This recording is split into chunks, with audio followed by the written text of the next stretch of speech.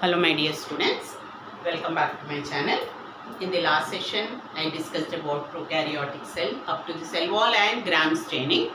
So in this session, I will be discussing the remaining part of the bacterial cell.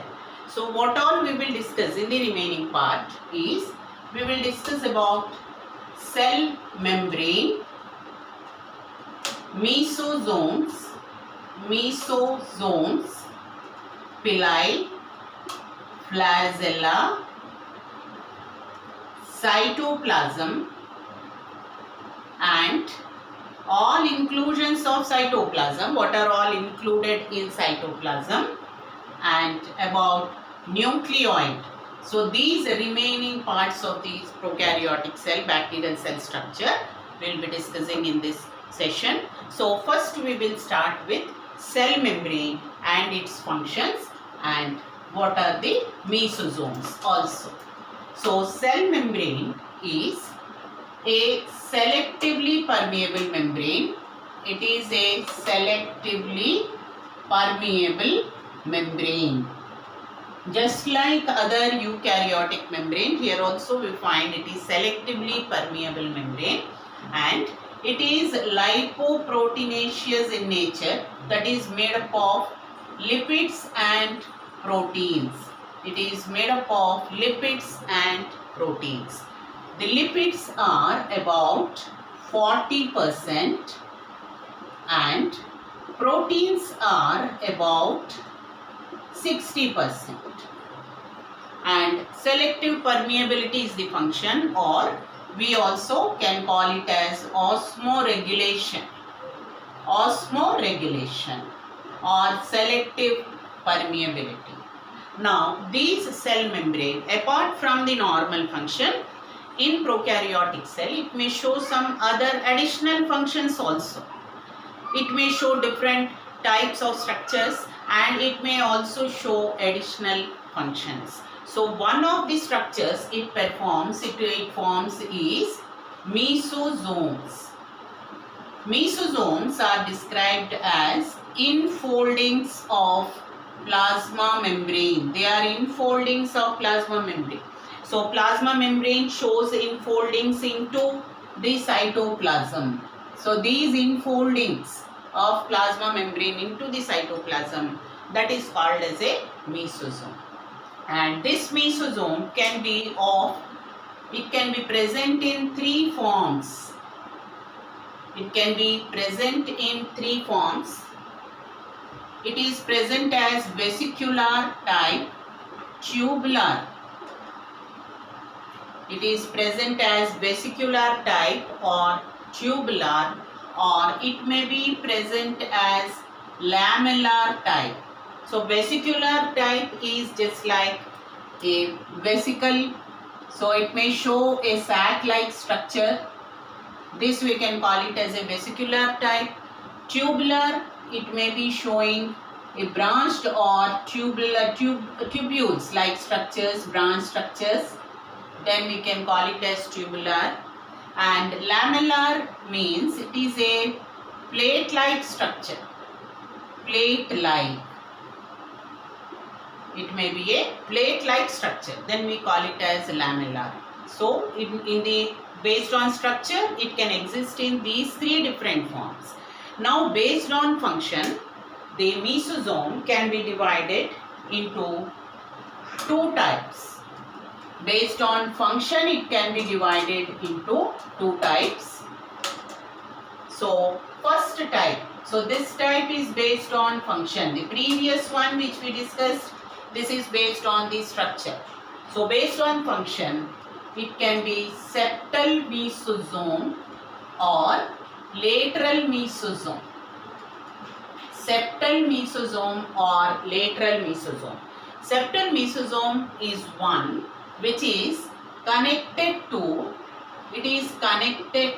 DNA. DNA is present in the cytoplasm. So if this is connected, suppose DNA is present here, if this is connected up to the DNA of the cell in the cytoplasm, then it is called as a septal DNA, septal mesosome. Main function of septal mesosome is it is involved in DNA replication. It contains all the enzymes required for DNA replication.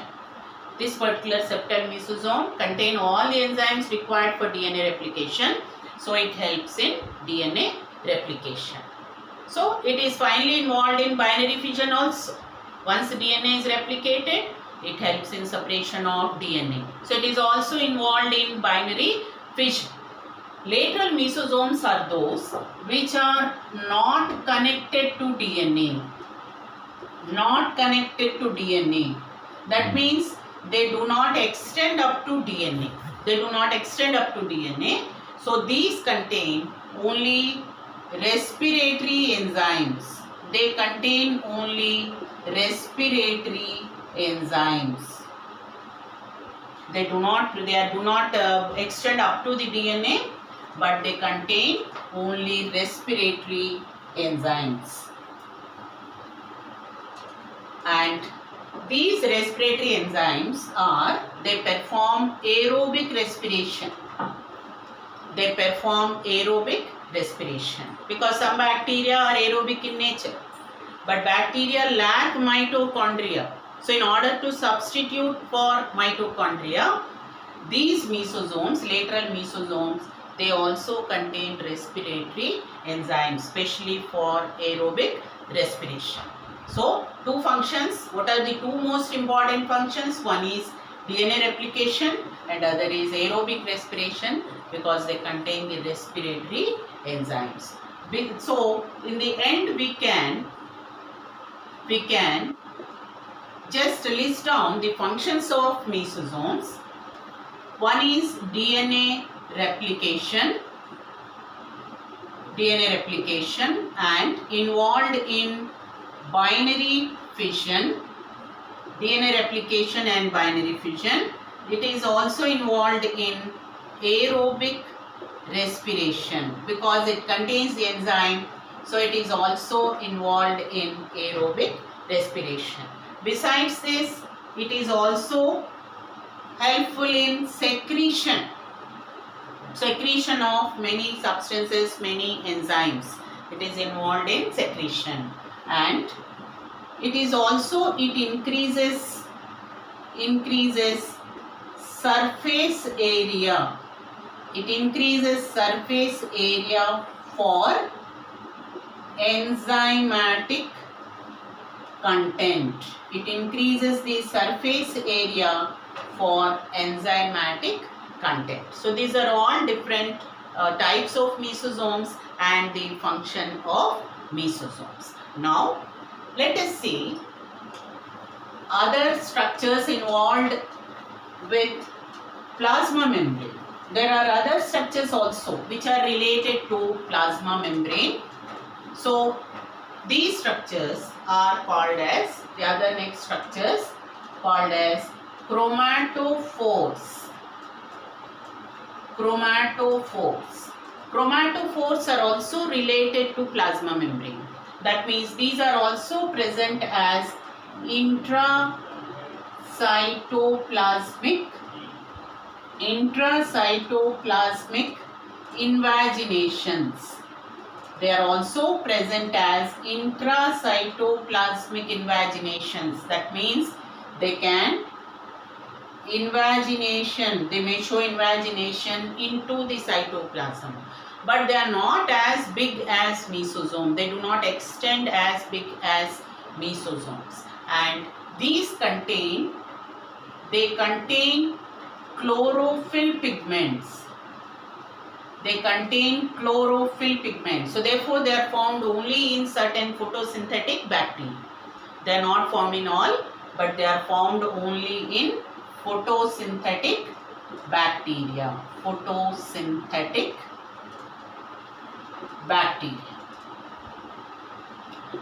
Okay, now let us see the next structures which are present in bacterial cell. We will now consider what are pili and fimbriae.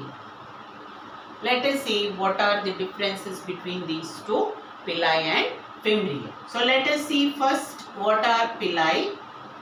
Pili are long proteinaceous structures long proteinaceous structures. They are made up of protein, they are long and they are few in number. They may be extending. Suppose this is the cell wall and plasma membrane.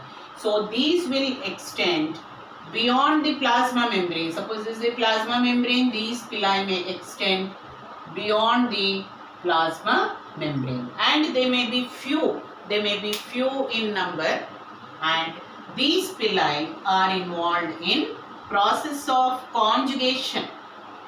Conjugation is transfer of genetic material between two bacterial cells.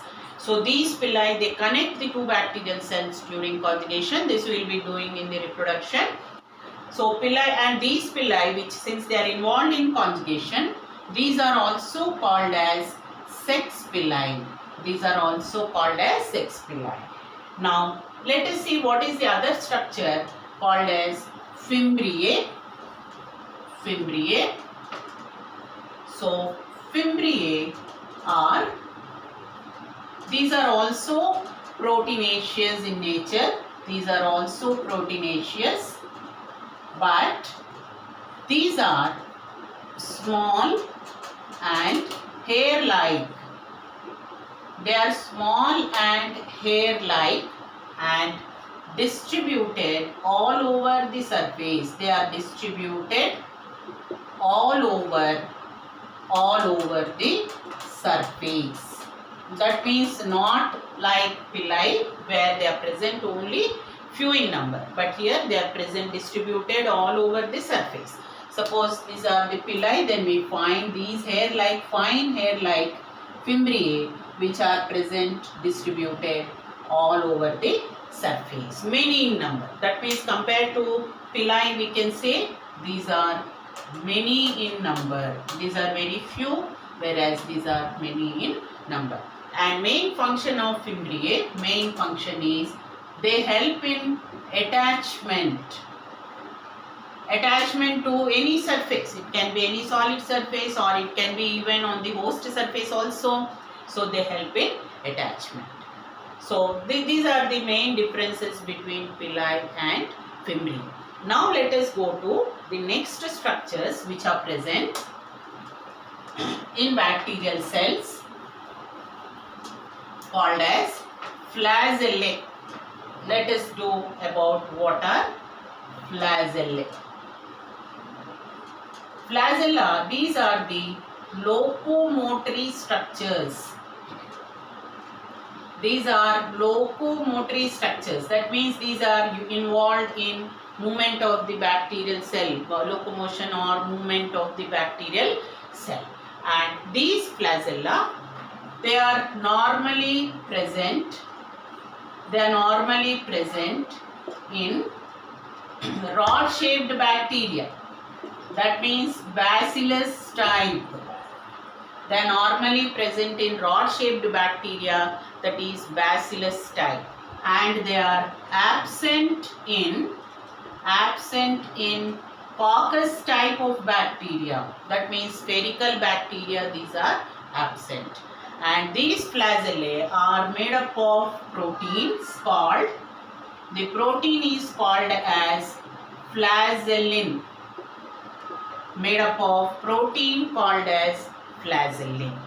And the flagella, just like eukaryotic, but these do not show, flagella do not show 9+2 structure.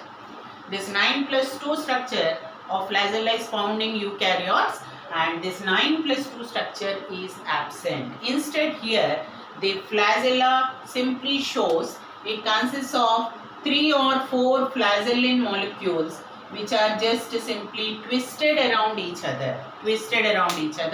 They do not show any 9+2 structure. Now the flagella are long and they are many, and their distribution may be of different types. Flagella are long, they are many, sometimes few also can be present, and their distribution is of different types. And Flagella consists of three important structures. Before we do the distribution, let us see what exactly the flagellum consists of. Flagellum consists of three parts. Flagellum consists of three parts. The basal portion, that is base, and above this it is called as a hook. Hook is present. This is called as a hook, and above the hook it is called as a filament. So three parts are present in flagellum: the basal portion, hook, and the filament. The filament part only comes outside, whereas the remaining two, that is base and the hook, they remain embedded within the membrane. That means they are present inside the cell, embedded within the membrane. Basal portion is partly present in cytoplasm. Suppose this is the membrane. This portion, say this portion is the membrane. Basal portion is partly in the cytoplasm, partly in the membrane. Hook portion will be completely present in the membrane, and the filament part will come out of the cell wall. So suppose this is the cell wall, filament will come out of the cell wall. So these are the three parts present in flagellum. Now let us see what is the distribution of flagella, and based on that there are different types of cells. Distribution of flagella, and based on that there are different types of cells. Now let us see what are the different distribution. What are the different distributions? So based on the distribution we find different types. So I'll give you here some of the examples also. Based on that, how are the bacteria they are distributed. So now let us see what are the different types of distribution. So first we will see Atrichous bacteria. Atrichous means without any flagellum. There are no flagella present. Then we call it as Atrichous bacteria. Atrichous. Like we have Coccus type. So here you can take the example. Most common example you can take is Lactobacillus and Micrococcus.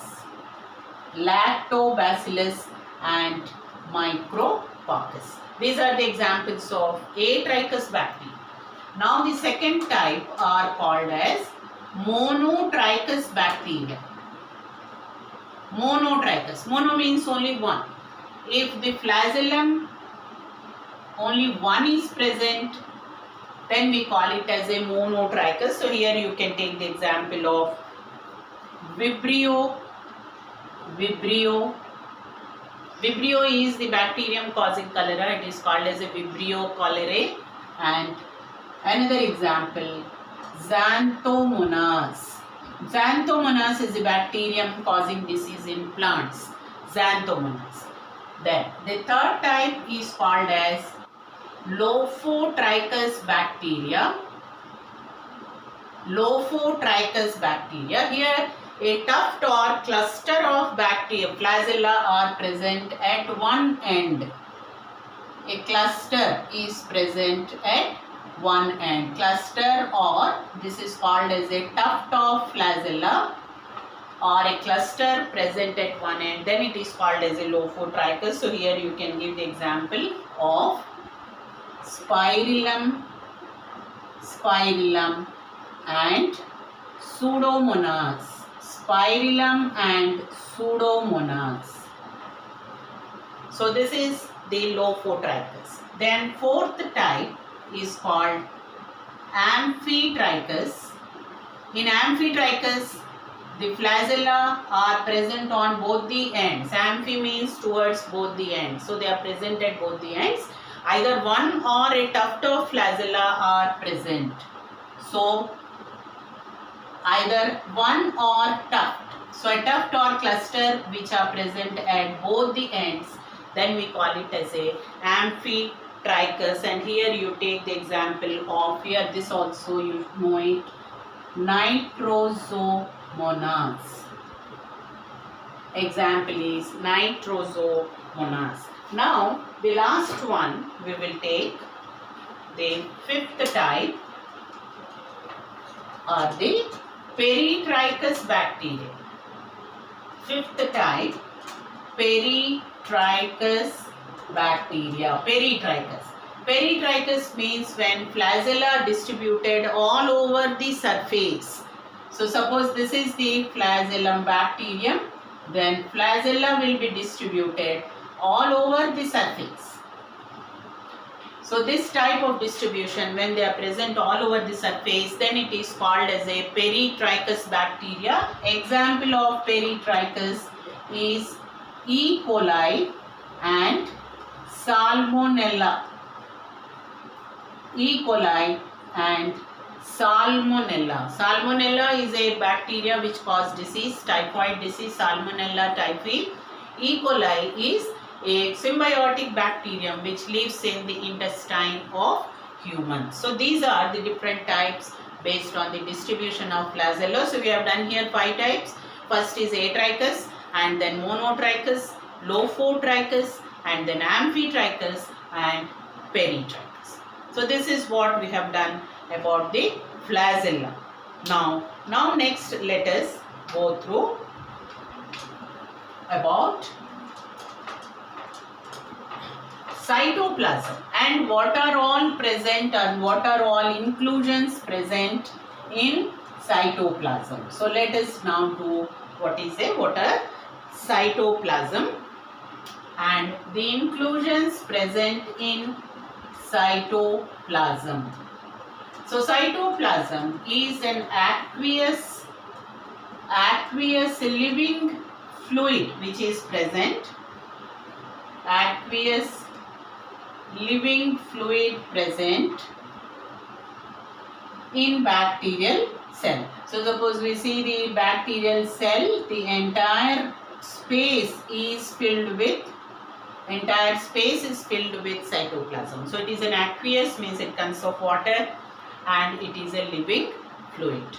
Now the cytoplasm, main important feature of cytoplasm here, there is no streaming movement. There is no streaming movement of cytoplasm. Normally in eukaryotic cells, cytoplasm shows streaming movement. That means it moves around the vacuole. That is called as a streaming movement. And this movement is absent. This streaming movement is also named as, cyclosis. The streaming movement is also called as cyclosis. So this is absent here. And cell organelles, that is membrane bound cell organelles, are absent here. Membrane bound cell organelles are absent. Membrane bound cell organelles we mean like chloroplast, mitochondria, endoplasmic reticulum, Golgi apparatus or lysosomes. Various of these cell organelles, membrane bound cell organelles, are absent, and only non-membranous cell organelle, that is ribosomes are present. The only non-membranous cell organelle. So we will see little bit about how ribosomes are present in this cell. So ribosomes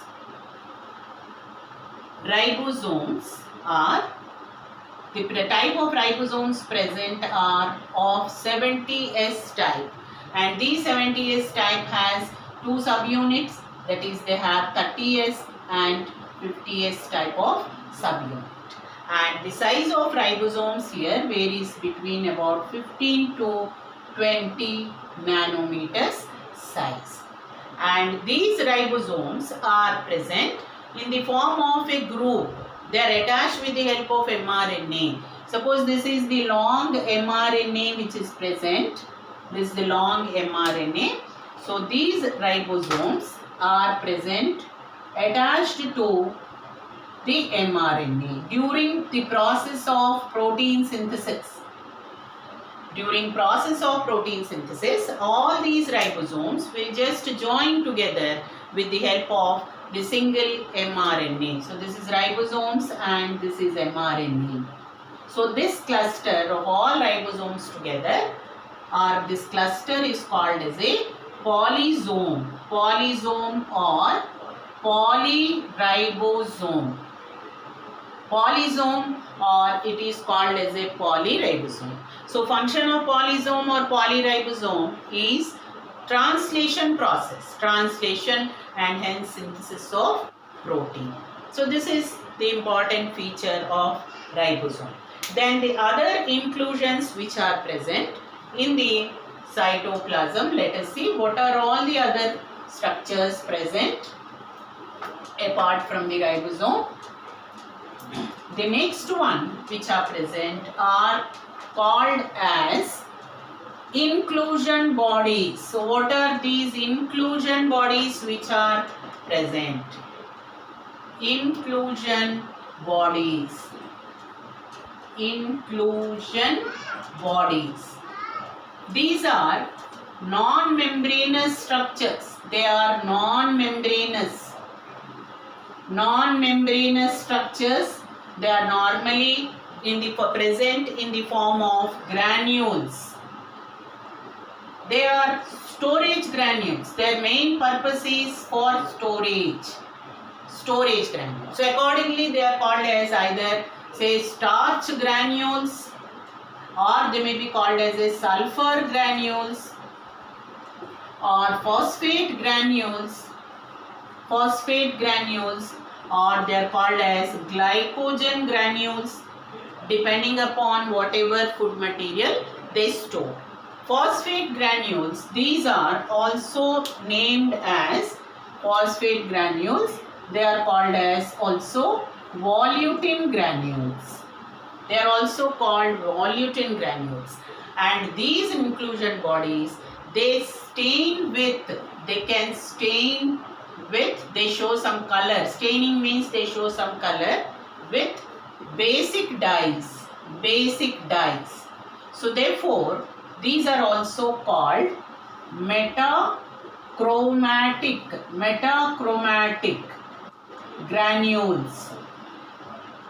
These are also called metachromatic granules because they stain with basic dyes. So they are named so as metachromatic granules. Okay, now next aspect we will see what are the other inclusions which are present, called as gas vacuoles. Gas vacuoles. Gas vacuoles are membrane structures. They are membrane bound structures. Gas vacuoles are membrane bound structures. They are present as clusters. This is how the gas vacuoles may be present. And inside they are filled with gases like oxygen or carbon dioxide. They are filled with gases like oxygen or carbon dioxide. Their function is they help in floating or buoyancy. They help in floating or buoyancy. And besides this, they are found in photosynthetic bacteria. So they help also in alignment. They help in alignment during photosynthesis. They help in alignment during photosynthesis. Alignment means with respect to light, they show some movement. They show some alignment so that they can get maximum light required for photosynthesis. They help in floating or buoyancy, and they store gases, and they help in alignment during photosynthesis. That means by this time you must have understood it where they are present. So these are present in examples. These are present in aquatic. They are present in aquatic photosynthetic bacteria. They are present in aquatic and photosynthetic bacteria. Aquatic and photosynthetic bacteria. So this is what is the gas vacuoles. These are the other inclusions present. Now let us see the other structures or other substances which are present in the bacterial cell is reserve food. Reserve food also is present in the cytoplasm of the cell. Reserve food. Reserve food is present in the form of glycogen. Glycogen, you know very well, it is also found in cells, fungal cells also. So glycogen and PHB. PHB stands for poly beta hydroxy butyrate. Poly beta hydroxy butyrate. Butyrate means butyric acid also. It is an organic acid. So this is present. So this type of reserve food is present here. Now the lastly we will see about what is nucleoid. We will see what is a nucleoid and what is the function of nucleoid. So let us first understand what is a nucleoid. Nucleoid means it is not a true nucleus. True nucleus is absent here. It is not a true nucleus because it is not covered by any membrane. So the term nucleoid refers to the space in cytoplasm where DNA is present. DNA is present. That space is called as nucleus. Suppose this is a bacterial cell. In the bacterial cell we may find in one particular place the DNA is present, and this place where the long circular DNA is present, that is called as a nucleoid. Now next is what is DNA and which type of DNA is present and what is the genetic material. The genetic material present in bacterial cell, the genetic material is present in the form of single circular double stranded, DS stands for double stranded, and naked DNA. Single circular double stranded and naked DNA. Naked DNA, the meaning of naked DNA is lack of histones. Lack of histones. Histones are a type of proteins which are found in eukaryotic cells. They are bound to DNA. They are bound to DNA.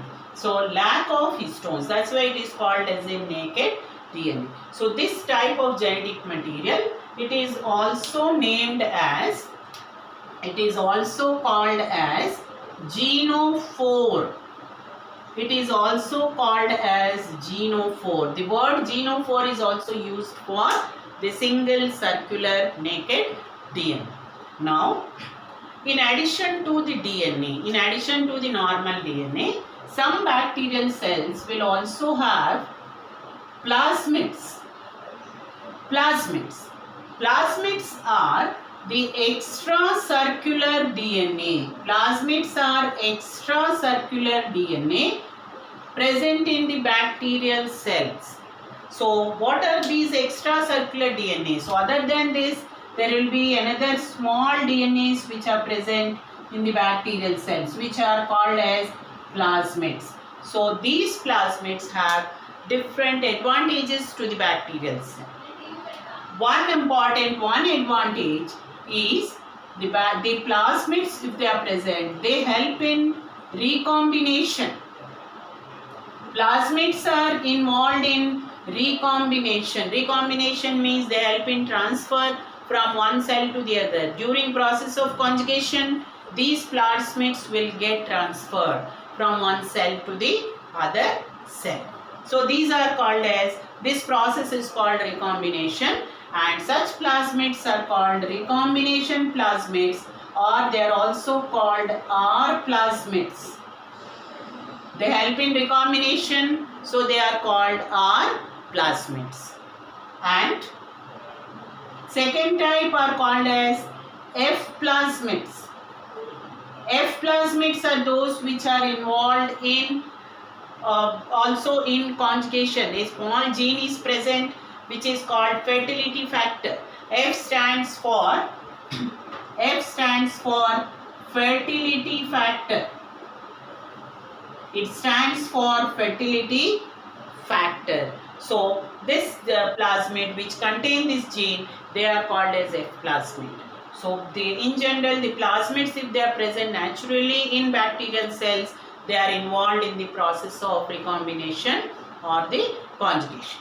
Besides this, the plasmids, there are other functions of plasmids.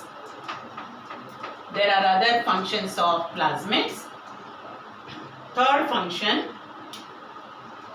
plasmids also give resistance to bacterial cell.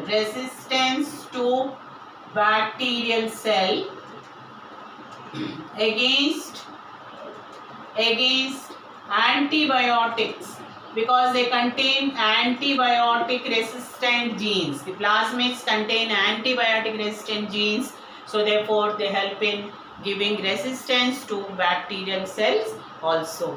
These are the functions which are present if they are present naturally in the bacterial cell. These plasmids are extracted, they are separated, and they can be used in laboratory for genetic engineering experiments. So plasmids are also used in genetic engineering experiments. So in genetic engineering experiments, how are they used? They are used as vectors. Vectors is which help in transfer of genetic material from one cell to the other cell. So these vectors, which are plasmids, they help in transferring DNA from one cell to the other. That's what is the main purpose in case of genetic engineering. This part you will be learning it in the later other chapters in biotechnology part.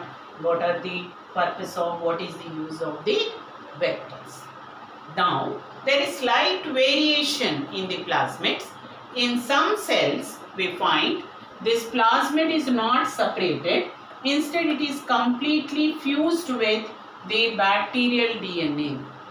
So, when suppose this is a plasmid, this may be completely fused with bacterial DNA, and such plasmid which is completely fused with bacterial DNA, it is called as episome. Episome is when plasmid is fused with bacterial DNA. When plasmid is fused with bacterial DNA, then we call it as episome. So suppose here we find this is the bacterial DNA. This is the bacterial DNA, and then this plasmid DNA will be completely fused with this. So this fused part, now this is called as episome. So plasmid may exist, that extracircular DNA may exist in two forms. It may be completely separated, then we call it as plasmid, and if it is fused, we call it as episome. So with this, students, we completed the bacterial structure, cell structure. In my next video, I will be continuing with nutrition in bacteria. So I hope you have understood it. This is the advantage of watching video, is you can see it, you can play it many times. So if you have not understood, you should go back, you should play it many times, and then try to write it, read from the textbook and learn. So I want you to share to maximum of your friends, and you please subscribe, so that it will be a large benefit to you people. Even if you are attending classes, this will be like an additional help to you children. So thank you very much. With this I close my session. In my next session we will meet with the other topics in the bacterial cell. Have a good day, children. Keep good health. Stay home and stay safe till your classes starts, till your college is reopened. Stay at home and be safe. Thank you very much, children. Have a good day.